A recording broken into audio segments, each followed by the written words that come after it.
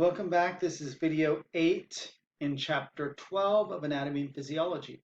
So we have discussed the existence and the reasoning for having concentration gradients.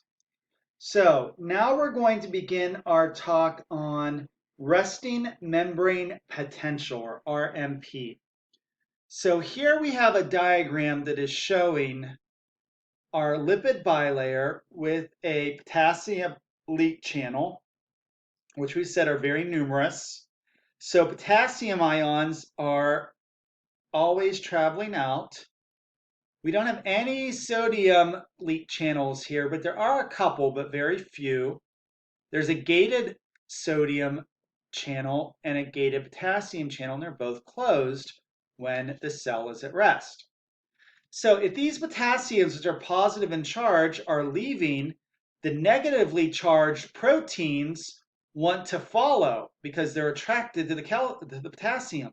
So they follow and basically get stuck all around this inner layer of the ICF. So we end up with a larger negative charge right here compared to inner of the cell. So the inside part of the cell. So we end up with a separation of charge. So these negatively charged proteins kind of congregate right here on the plasma membrane interior. So with that, because of the presence of the ion leak channels, the sodium-potassium pump, we end up with something called a resting membrane potential. And what this is, the RMP is actually the potential difference, or the difference in charge or voltage between the ECF and ICF. And usually what that is it uses the ECF and gives it a value of 0 and compares the voltage of the inside. And we said that the inside is a little bit more negative because we have a buildup of these proteins. So right here on the edge of the plasma membrane is where we're concerned about. So this difference is given as about negative 70 millivolts. So the inside, or the ICF, is negative. The outside, or ECF, is considered to be more positive because of the K plus that is traveling out. So there exists a difference in charge across the membrane, which we call the resting membrane potential. So there are characteristics, and instead of having to write all these out, I just printed them off of a table from an old textbook. So these are the characteristics responsible for the resting membrane potential. So with these,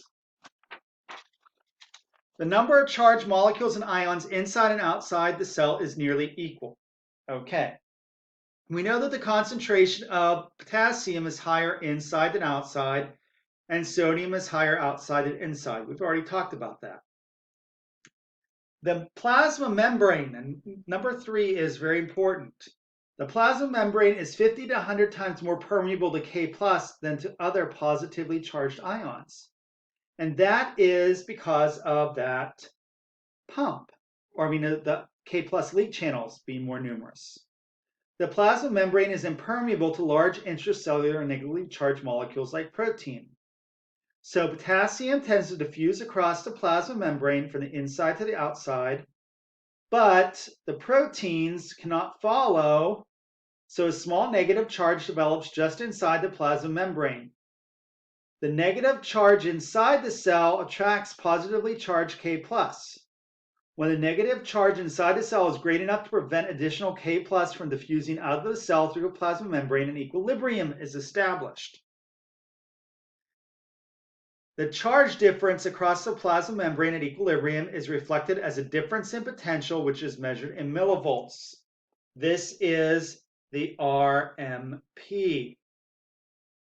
The sodium-potassium pump maintains the concentration gradients for Na plus and K plus and contributes to the resting membrane potential by pumping 3 Na out of the cell for each 2 K plus pumped back into the cell. So now we have this established. Now we're going to change it.